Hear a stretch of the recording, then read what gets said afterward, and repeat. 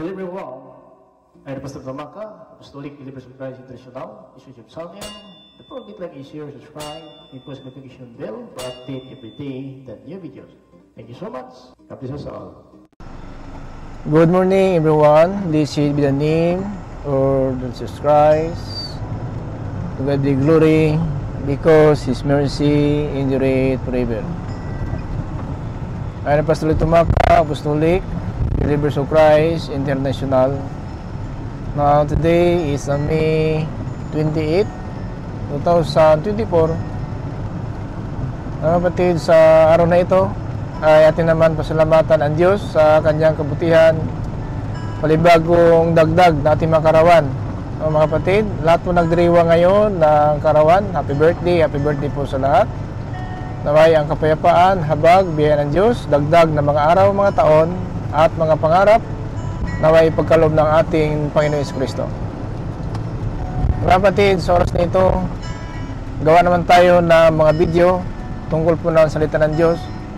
So huwag kalimutan natin mga kapatid na i-like natin, i-share natin ang Word of God, then subscribe, then post natin ang notification bell for update everyday new videos or live streaming or sharing the Word of God.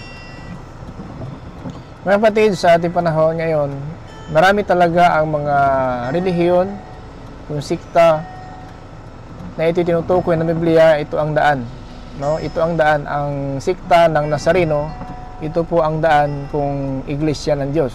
Ito po ang sikta na ito'y tinatayo ng mga apostol sa araw ng Pentecost.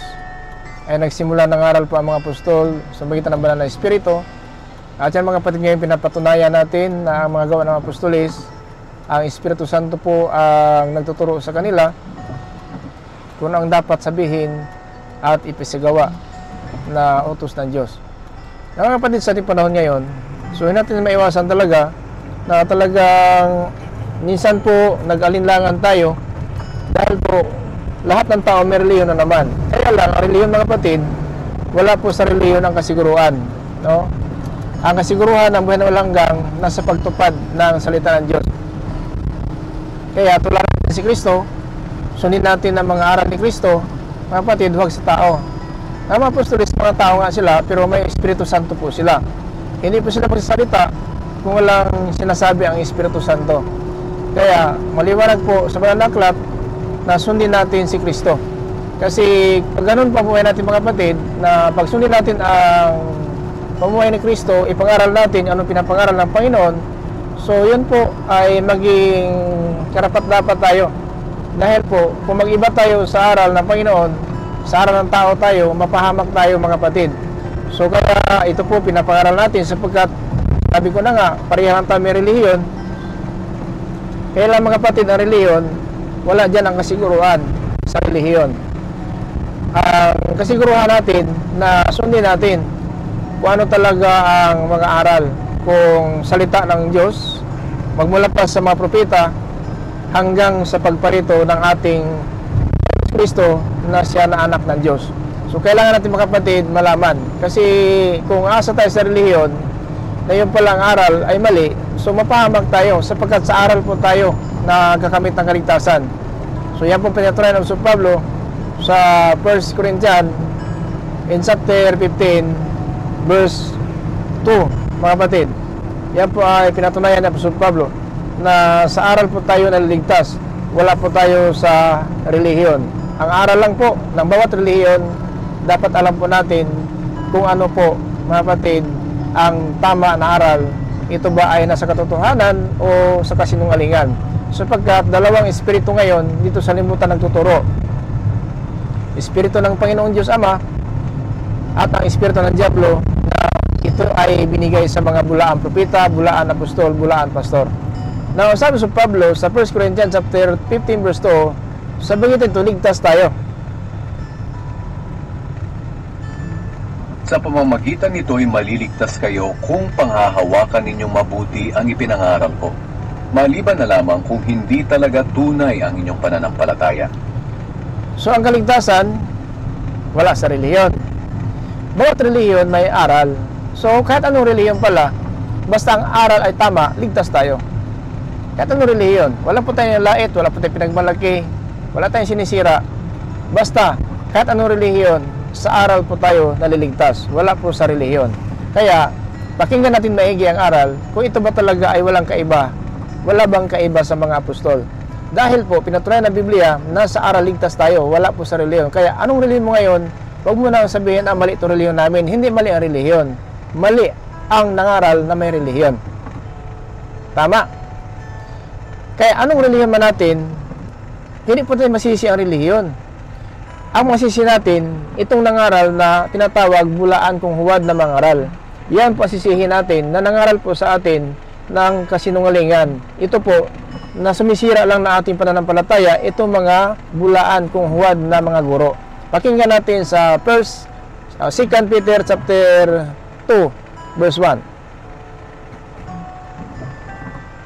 Ngunit nagkaroon din ng mga huwad na propeta sa mga mamamayan ng Israel noong araw. At ganito rin ang mangyayari sa inyo. Magkakaroon ng mga huwad na guro sa inyo. At palihim nilang ituturo ang mga aral na makakasira sa pananampalataya ninyo. So ito po. So lahat ng tao naman, kung tanungin natin, may pananampalataya ka ba, sister? So ang sagot siguro isa lang, mayroon naman pastor. May relihiyon naman kami pastor, may tagapagturo kami, nagbasa kami ng Biblia. So kaya lang mga kapatid, sa aral kasi tayo niligaw. Kasi ito po, nangaral din sila, mga guro na ito, mga kapatid, sinisira lang ating pananampalataya. Anong ibig sabihin? Bakit po masisira ang pananampalataya? Sapagkat kapag wala tayong alam ng katotohanan, so kahit anong aral na walang katotohanan, tinatanggap natin yan. Pero kung alam natin katotohanan, mapalaya tayo ayon po sa katotohanan. Dahil po katotohanan ang nagpapalaya sa atin, ibig sabihin, kung ito ay huwad na guro, alam natin, sapagkat alam natin katotohanan na itong mga huwad guro ay hindi po totoo ang aral nila. So yan po ang ibig sabihin na ang katotohanan magpalaya sa atin. Kaya habang nawala sa katotohanan, maaaring alipin tayo ng relihiyon na ito po talaga ang minsan inasahan po natin, yung pala kapahamakan ating kantungan. Kasi ang katotohanan nagpapalaya po sa atin. Ayon po dito sa chapter 8 verse 32, dito po sa John. Malalaman ninyo ang katotohanan, at ang katotohanan ang magpapalaya sa inyo. Ayan po So malalaman ang katotohanan at ang katotohanan palaya po sa atin. So ito mga kapatid ang dapat natin malaman. Now, so sa ating pag-aaral ng Biblia, ang nagbigay ng kaligtasan ang aral ng mga apostol. So kung may nag-aral po na iba sa mga apostol, tandaan po natin, huwag tayong basta-basta maniwala. Sapagkat sinabi na nga ni Apostol Pedro, may mga huwad na guro na ito po nagsisira ng ating pananampalataya. Now, habang na tayo po ay may pananampalataya, kailangan natin mga kapatid tuklasin at saliksikin ang kasulatan kung itong ating sinusunod ay hindi pa ito turo na mga bulaan guro, kung mga huwad na guro, no? Kasi kung hindi natin alam talaga huwad na guro ang nagturo, maaari po na maligaw tayo sapagkat di po mangaral po ang huwad na guro ng katotohanan. So kaya po, darating ang panahon na tatalikod ang mga tao sa pananampalataya at susunod sila sa mga aral ng demonyo. Na ibig sabihin, kapag hindi mo manalaman ang katotohanan, kahit ano po aral na kasinungalingan, tatanggapin mo yan sapagkat hindi mo alam. Pero kung alam natin, mga kapatid, na ito pala ang ginagawa nila, ay hindi po yan ang dapat gagawin natin. So alam natin ito sapagkat ang aral po ng huwad na guro hindi mangaral ng katotohanan. Paano malaman na huwad na guro?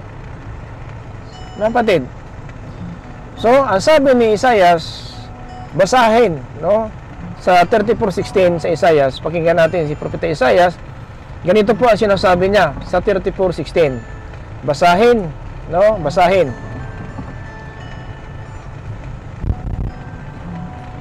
Tingnan ninyo ang aklat ng Panginoon at basahin. Wala ni isa man sa mga sinabi ko ang hindi matutupad. Walang mawawala ni isa man sa mga hayop na iyon. At wala ni isa man sa mga ito ang walang kapares. Sapagkat iyan ang ipinasya ng Panginoon at siya mismo ang magtitipon sa kanila. So tingnan ninyo ang aklat ng Panginoon. Basahin, wala ba isa nakulangan ang sinasabi ko.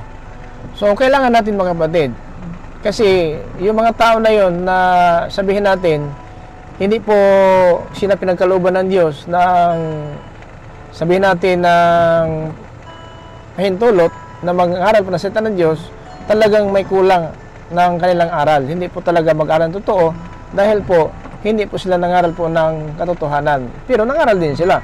Kaya lang, mga batid, dapat malaman natin na itong pinapangaral nila ay hindi na po dapat gawin. Pero kung natin ang katotohanan, maaaring ginagawa natin kahit mali. So kaya dapat lang saliksikin. Na sinabi na po ng Kristo, ulit po ito sa John 5:39. Pakinggan natin sa Panginoon Kristo, ganito po ang sinasabi niya sa mga kanyang mga kasamahan. Kung habang siya nangaral, ang sinabi dito sa 5:39, ito po sa John. Pakinggan natin ang sabi ng Panginoon Kristo, ganito mga kapatid, ang sinabi.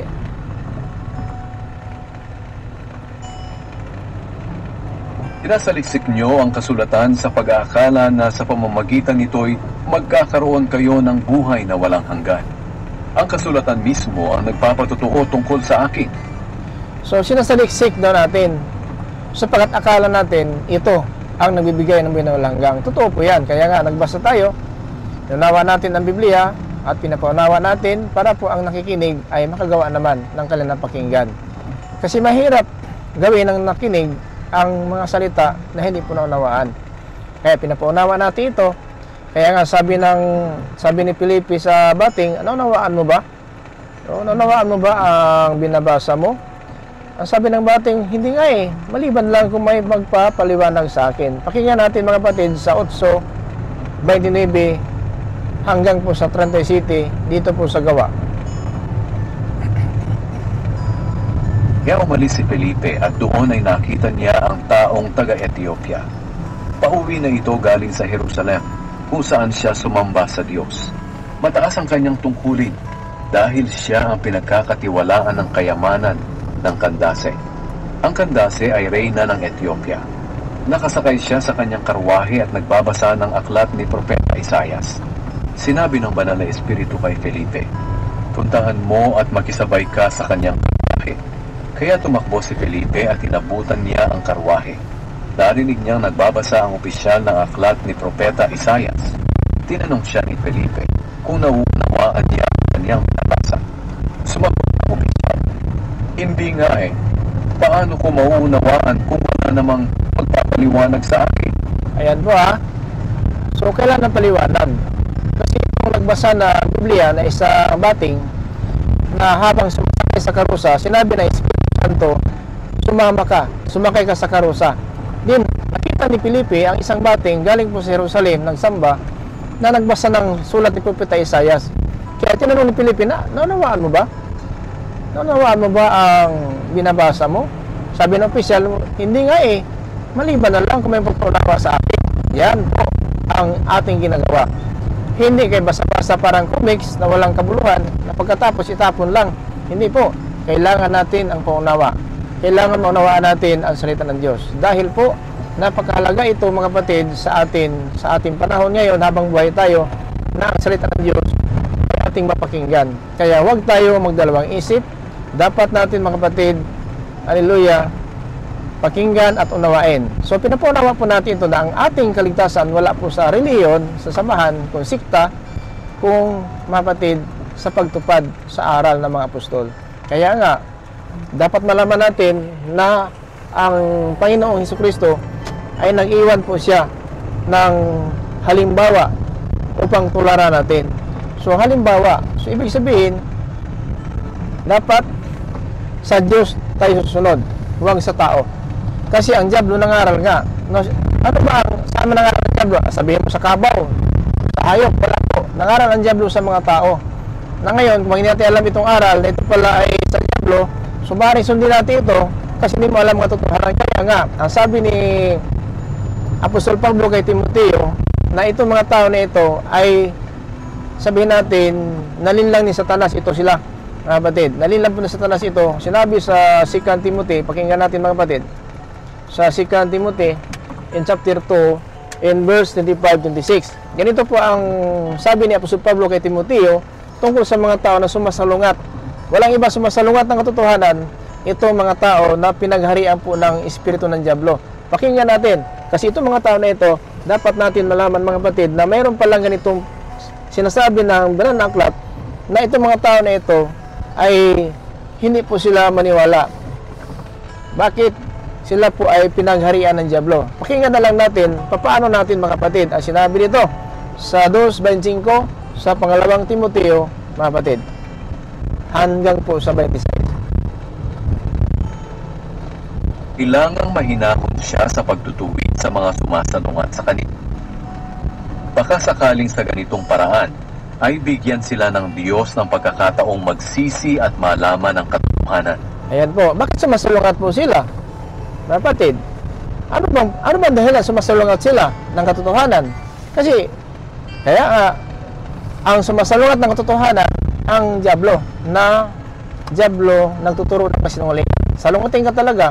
Kaya nagsabi kang katotohanan, tama sa kanya ng dyablo ng katotohanan. Kasi nungalingan talaga ang gusto niya. No? Huminaho lang tayo. Kailangang mahinahon siya sa pagtutuwid sa mga sumasalungat sa kanya.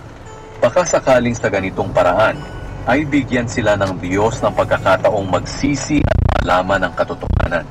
26. Sa ganoon, maliliwanagan ang isip nila at makakawala sila sa bitag ng diablo na bumihag sa kanila. Ayan po ha.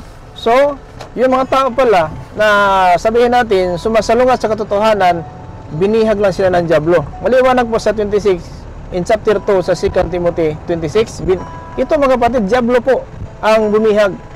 Sa ganoon, maliliwanagan ang isip nila at makakawala sila sa bitag ng diablo na bumihag sa kanila para gawin ang nais nito. So ano ba na si dyablo? Matay, pangalunya, nakikiapid, pagsimba, disdiyosan, mga bayot, mga tumboy, mapagtunghayaw, itong nagsisinungaling, itong mga sakim, mandarambong. Ito po ang mga tao na pinagharian ng dyablo, sapagkat salungat po. Sabi na po yan, magpapatay, huwag mangalunya, makiapid. Ngayon, nakikiapid, pumatay, disdiyosan, tingnan tumboy man. Ganyan po ang kalagayan. So pag ganun ang pumain ng tao, sumasalungat ng katotohanan, sapagkat huwag papatay, huwag mangalunya, huwag magsamba, Diyosan, huwag makikiapid, huwag maging payot, huwag maging tumboy, huwag magpagtunghayaw, huwag manira ng kapwa, huwag magsinungaling, huwag maglalasing, at saka huwag mandarambong. Pero bakit mayroon mandarambong, may naglalasing? Kasi po, pinagharian sila ng dyablo. Pero ang sabi ni Apostol Pablo, huminahon lang. Kailangang mahinahon siya sa pagtutuwid sa mga sumasalungat sa kanya. Pagkasakaling sa ganitong paraan, ay bigyan sila ng Diyos ng pagkakataong magsisi at malaman ang katotohanan. Sa ganoon, maliliwanagan ang isip nila at makakawala sila sa bitag ng diablo na bumihag sa kanila para gawin ang nais nito. So yun, nais ng diablo, papatay ka, mangalunya ka, magsinungaling ka, maniri ka ng kapwa, maglalasing ka, maging sakim ka, mandarambong ka, no? Kahit nasa ano na po, katungkulan, nandarambong. So, yan. Mga kapatid, yun pong kalagayan ng sanlibutan. So, biniyag lang sila ng dyablo. Kaya, paano makawalan? Paano makawala sa dyablo? Makinig tayo. Makinig lang tayo ng aral para makawala tayo sa dyablo na bumihag sa atin. Kung anong katotohanan, yan lang po ang ating tanggapin at gawin ayon po sa katotohanan. Yan, mga kapatid, ang mensahe ng Diyos para po sa atin. Dapat huwag tayong magdalawang isip, mga kapatid, na makinig ng salita ng Diyos upang hindi po tayo matulan sa pagbabalik na ating Panginoon, mga kapatid. Ang katotohanan talaga ang nagpapalaya sa atin. Kaya kahit ano man ang aral nila, kahit na ligawin man tayo, guluhin man tayo, alam na po natin ang katotohanan. Kaya hindi po tayo nila maligaw kapag nasa atin ang katotohanan. Ngunit hanggat nawala sa atin ang katotohanan, mga kapatid, tanda po natin ay talagang maliligaw po tayo sa kasinungalingan. Dahil talaga ang katotohanan ang nagpapalaya po sa atin. Now, kailangan natin malaman kasi ang ating panahon ngayon, ginagamit ng dyablo ang salimutan sa mga bagay para po na tayo po ay matitisod at makawala tayo sa ating paglilingkod sa Panginoon kung tatalikod, no, sa pananampalataya. Dapat, mga kapatid, huwag hayaan na mangyari po sa atin na tatalikod sa pananampalataya. Kasi ang dyablo talaga maraming paraan para po na ang ating inaasahan na kaligtasan ay hindi natin makamtan. Now, sabi sa Pablo, kay Timoteo, huminahon lang. No, pagsabihan lang ng mga sumasalungat. Sino po sumasalungat? Ito po mga pinagharian ng diablo. No, ayon po sa 2 Timothy chapter 2, 25-26. Yan po mga kapatid, pakinggan natin.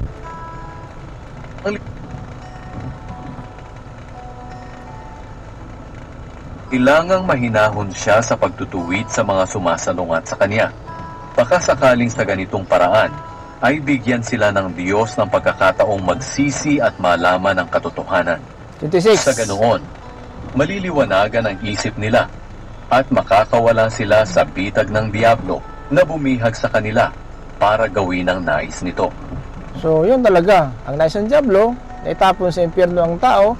At dahil po na yun po ang nais ng diablo, ang aral po na masunod natin, hindi po sang-ayon sa Panginoon. Kaya nga, ang ating key-verse na sa aral po, ligtas tayo. Wala po sa relihiyon. Kahit anong relihiyon, mga kapatid, basta ang aral tama, magkaroon tayo ng kaligtasan. Maasahan natin ng kaligtasan.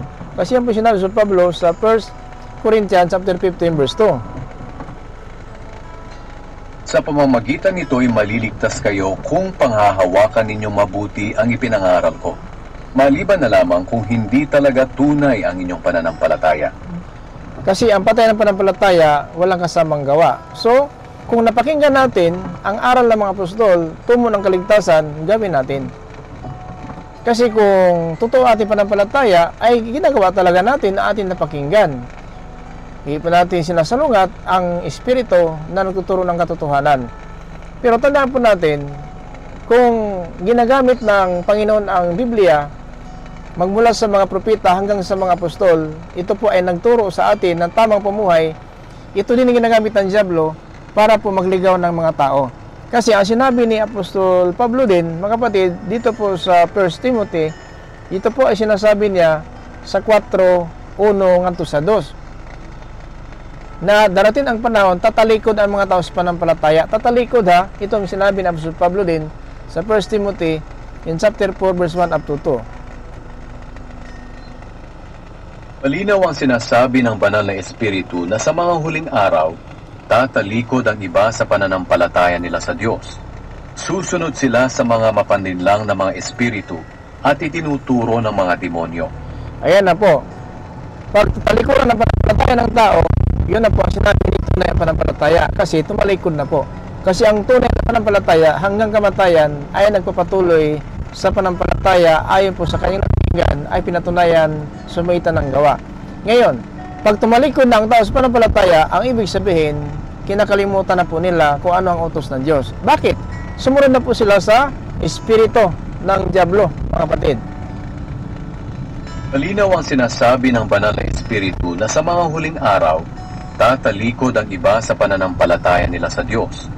Susunod sila sa mga mapanlinlang na mga espiritu at itinuturo ng mga demonyo. Ang mga aral na ito ay itinuturo ng mga taong mandaraya, sinungaling at walang konsensya. Ayun po sila, mga tao, nagtuturo, mandaraya, sinungaling, walang konsensya. Ngayon, kung hindi natin alam itong sinasamahan natin, kasi may relihiyon talaga itong espiritu ng diablo, may relihiyon po ito. Hindi po ito makapagligaw ng tao kung walang relihiyon. Kaya nga, turo ng demonyo. Ang sabi ni Apostol Pablo, ito ay turo ng demonyo, mga taong sinungaling at walang konsensya. Kaya dapat alam natin ito, mga kapatid. Hindi natin, mga kapatid, isaalanganin ang ating kaligtasan. Na ito sinusunod pala natin, aral ng demonyo. Kasi nangaral ang demonyo, mga kapatid. Tandaan po natin. Nangaral po ang demonyo. Yan nga, ang ibig sabihin, mga kapatid, sa ating panahon ngayon, dapat alam natin kung ano talaga ang katotohanan. Sapagkat ang diablo talaga, hindi magtuturo ng katotohanan ang diablo.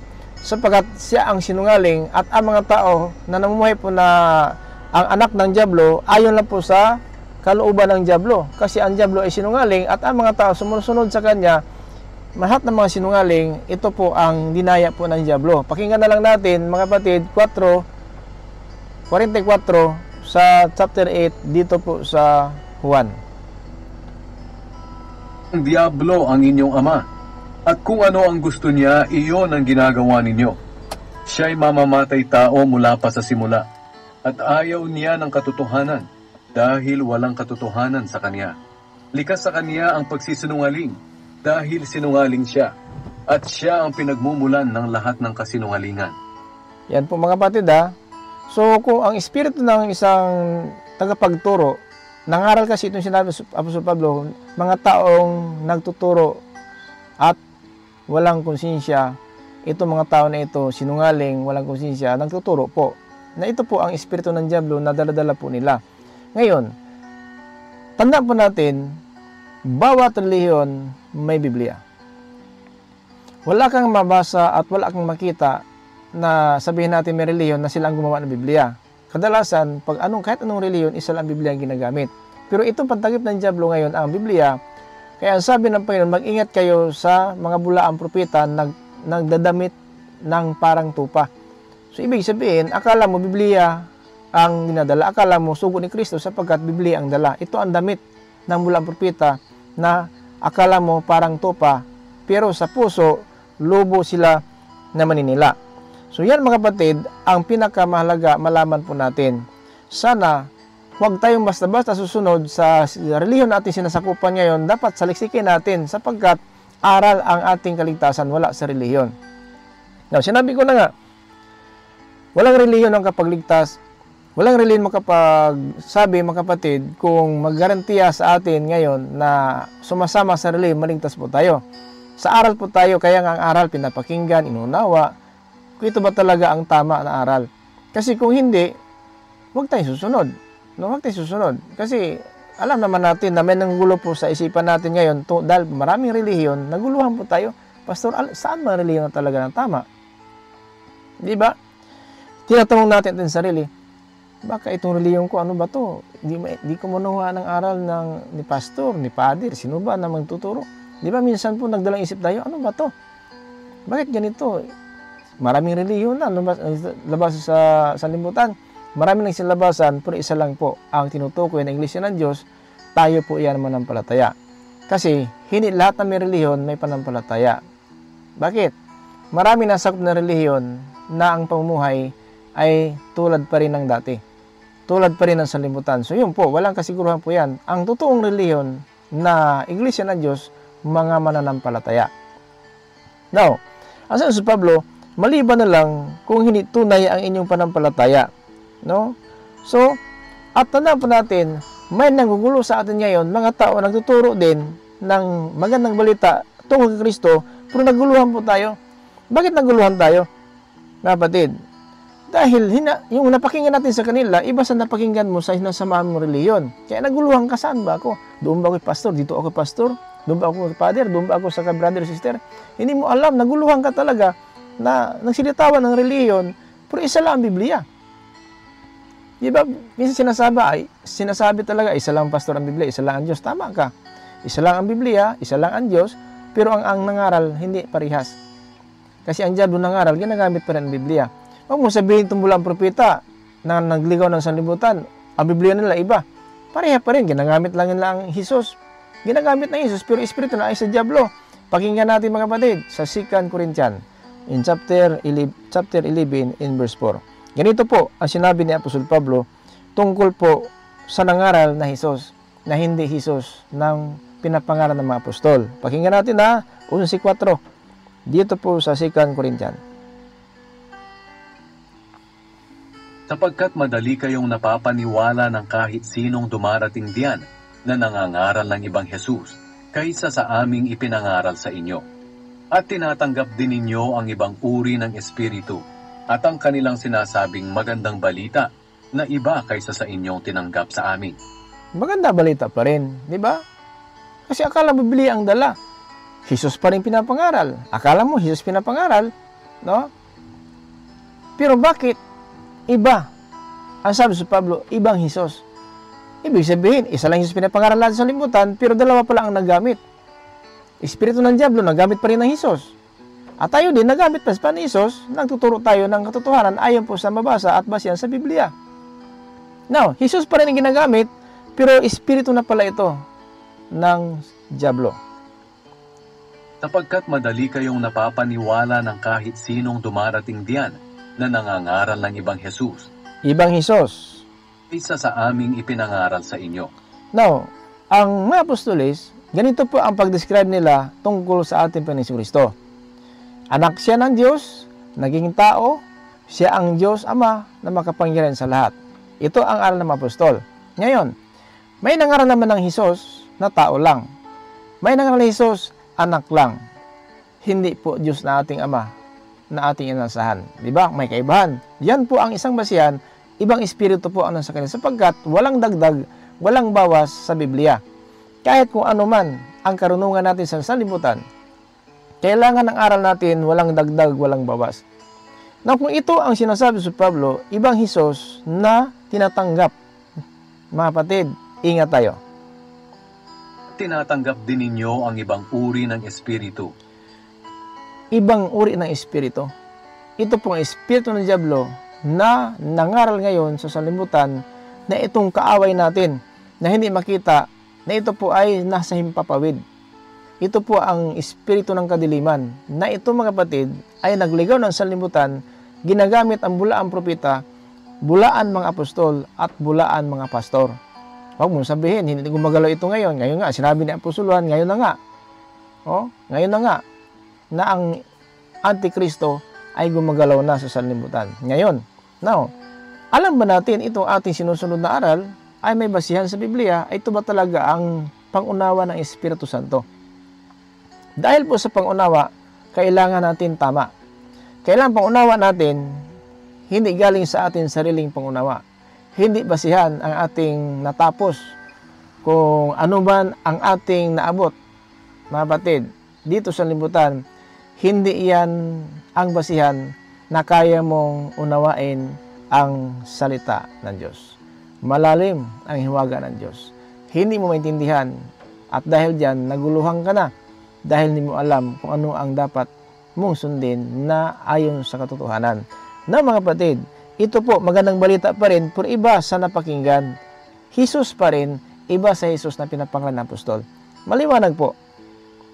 Sapagkat madali kayong napapaniwala ng kahit sinong dumarating diyan na nangangaral ng ibang Hesus kaysa sa aming ipinangaral sa inyo. Ibang Hesus kaysa amin pinapangaral sa inyo. Maliwanag po na wag basta-basta kahit Hesus ang pinapangaral ang atin Panginoon Kristo sapagkat ang Diablo mautak. Kung akala natin pag sinabing Hesus, ito talaga ay sugo ng Diyos. Mag-ingat tayo. Yan din ginagamit na itong ibang espiritu at ibang magandang balita na ipinapangaral mga kapatid na mga apostol. Tinatanggap din ninyo ang ibang uri ng espiritu at ang kanilang sinasabing magandang balita na iba kaysa sa inyong tinanggap sa amin. Magandang balita pa rin. Iba sa tinanggap natin sa mga apostol. O, di ba? So, ingat tayo. Magandang balita na nga, ang sabi ng magandang balita, pero baluktot na pala. Baluktot na magandang balita. Sinabi po sa Galatia 1:7. Pakinggan natin ang sabi ng Pablo. Walang magandang balitang iba, kundi, mga kapatid, ito na po ang sinabi ni Apostol Pablo sa Galatia 1:7.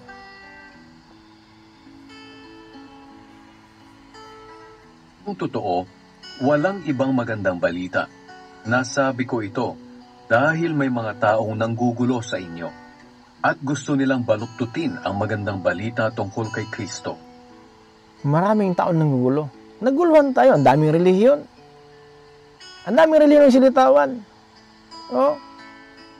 Pero hindi basihan ang relihiyon. Sa aral, dapat tayo matuto. Sa aral tayo, dapat makakaalam kung itong aral nila ayon pa ba sa katotohanan o ito'y kasinungalingan. Tungkol po sa ating Panginoong Kristo. Marami nang angkin ngayon, oneness sila. Isang Diyos nga, si Kristo. Pero hindi alam nila kung paano describe na bakit sinabi Biblia si Kristo ang ating Diyos Ama. Bakit si Kristo sinasabi na anak ng Diyos? Mahirap yan i-describe natin kung wala sa atin pangunawa galing sa Diyos. Bakit sinabi Biblia si Kristo naging tao? Si Kristo anak ng Diyos. Si Kristo ang Diyos Ama. Paano ipaliwanag natin yan? Diba? Minsan diretsuhan nila, ay isa lang talaga ang Diyos. Sino itong si Kristo na anak? Hindi. Ama talaga yan. Diba? Mahirapan sila pagpaliwanag kung sino itong naisilang ni Maria. Dahil po, ang espiritu nila hindi galing sa Diyos. Pero kung galing sa Diyos ating espiritu, maliwanag na sinabi ni Apostol Pablo, si Jesucristo anak ng Diyos. Si Jesucristo ay naging tao. No? In Roma chapter 9 verse 5, in Gawa kabanata 9 talata 20. Then 1 Corinthians in chapter 8 verse 6, sapagkat sa atin isa lang ang Diyos, ang Ama, na lumikha lahat ng bagay, si Jesucristo. Ganun ang aral ni Apostol Pablo. Naging tao, anak ng Diyos, at si Jesucristo, ang Ama, na lumikha lahat ng bagay. Bakit ganun? Mga kapatid, yan ang dapat natin maintindihan. Bakit ipangunawa nila, isa na talaga ang Diyos, Pastor, si Jesucristo? Sino ito yung sinang Maria? Ayun talaga ang Ama. Mali. Kasi sinabi talaga, Pastor, si Jesucristo ang Diyos na tunay, buhay na ang dakilang Diyos, sabi ni Tito sa 2:13, si Jesucristo ang dakilang Diyos. Hanggang nandyan, kilalanin mo yung isa ni Maria kung sino yun, para mamamaan natin ang Biblia, para hindi tayo mag-iba sa mga apostol, magpaunawa.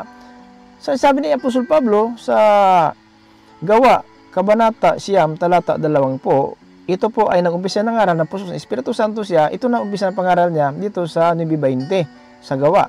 Ito po kanyang pagpatunay. Punta siya sa mga sambahan ng mga Hudyo at ipinangaral niyang si Jesus ang anak ng Diyos. Ayan. Maliwanag po. Pumunta na ng puspos ng Espiritu Santo, nabautismo ni Anias, puspos ng Espiritu Santo si Apostol Pablo, ito na pangaral na, si Jesucristo, anak ng Diyos. Masabi, hindi, Pastor, Ama yan, si Jesucristo. Di ba sinabi, dakilang Diyos, si Jesucristo? Di ba ganun na pangunawa nila? Ano ito sabi sa Pablo? Anak siya ng Diyos. Mali ba to?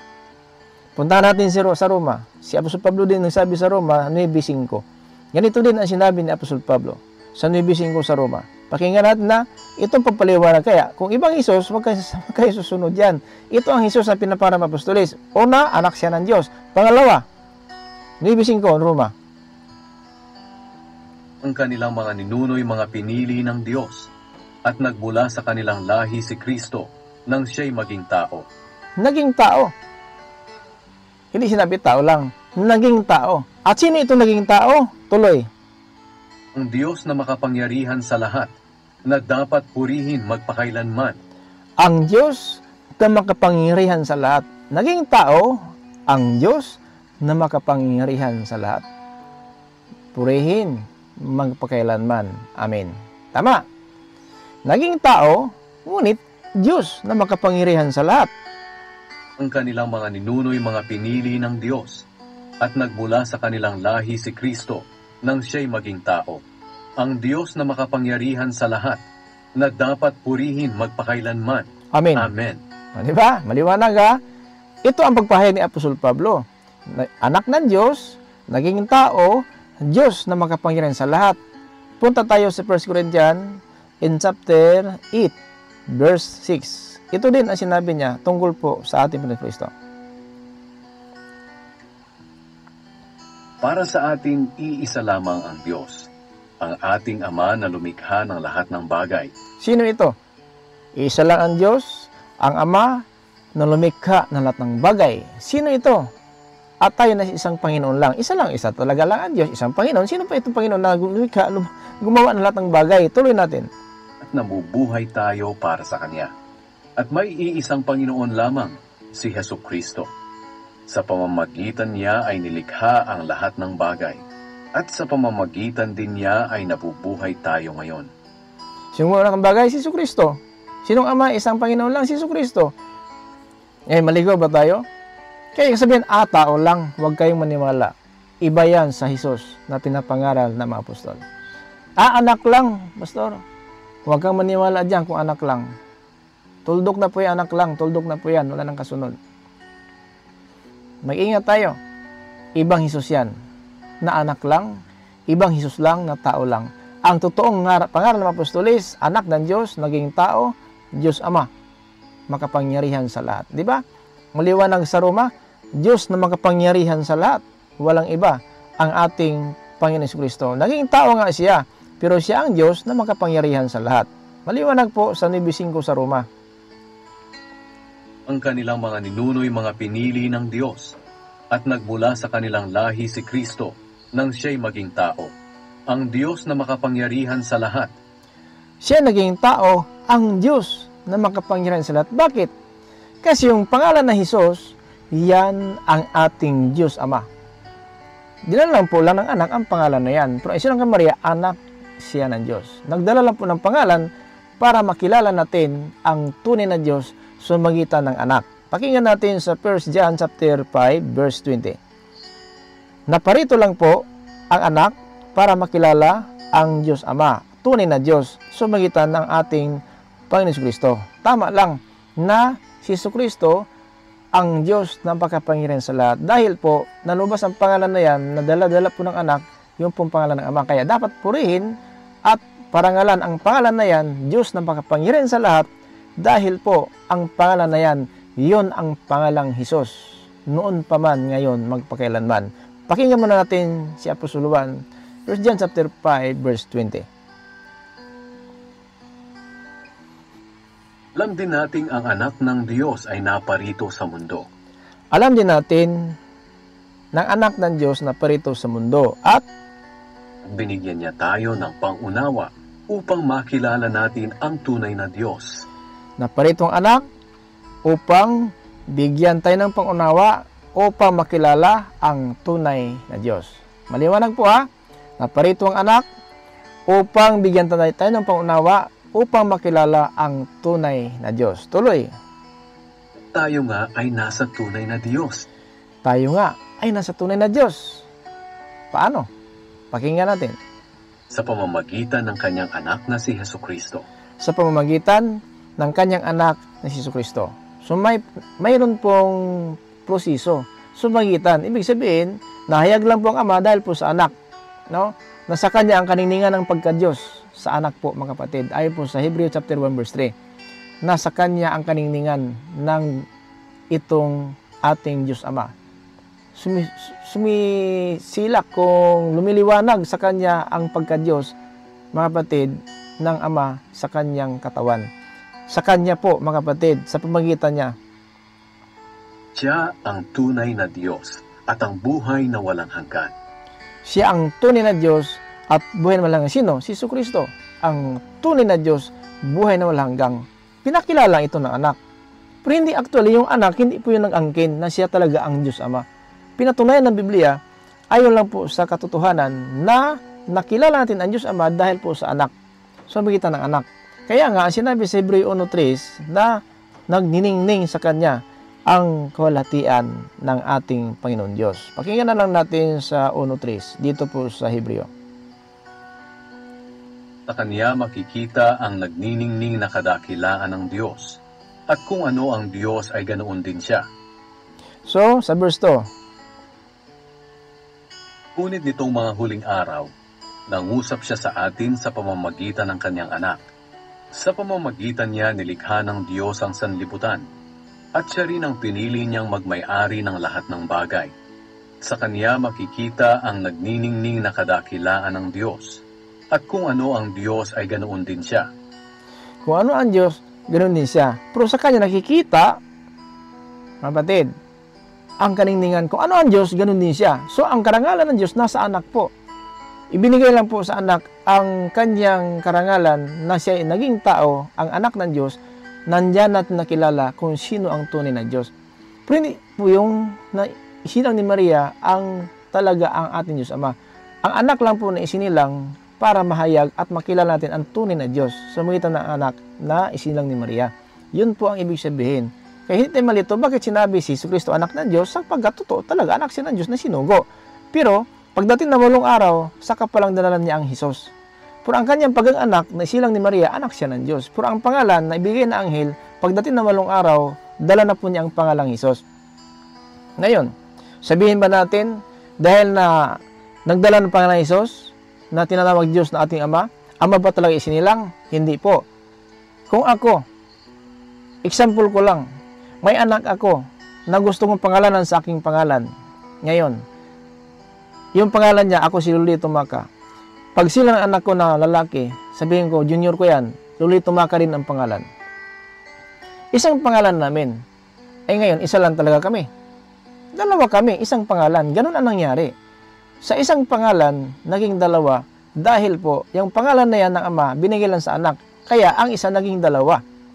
Pero ang totoo mga kapatid, isa lang po ang Diyos na walang iba at Panginoon Kristo. Naging dalawa lang kasi ang pangalan ng Ama binigay po sa anak. Kaya sabi niya, ako at ang Ama isa lang. Bakit? Yung pangalan dala niya sa Ama. At ang salita sinasabi niya galing sa Ama. So yun po sinasabi sa John 10 in verse 30. I and my Father are one. Ako Ama isa lang. Bakit? Alam naman niya yung pangalan niya, hindi sa kanya yon. Yun po ang magandang balita para sa atin ngayon. Kaya mag-ingat tayo na ibang Jesus pinapangaral na hindi po ito mga kapatid ang tinatawag sugo ng Diyos.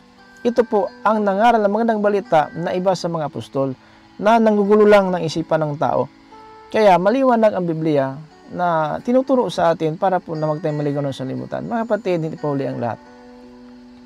Sa araw tayo naliligtas. Wala sa relihiyon, wala sa karunungan sa sanlibutan, wala sa bansag pastor, pari, tagapagturo ng palataya o Christian man, ang ating kaligtasan nasa aral. Kaya ang aral, ingatan, hindi mag-iba sa apostol. Sapagkat sinumpa po ang nangaral ng magandang balita na iba sa mga aral ng mga apostol. 1:8 dito po sa Galacia.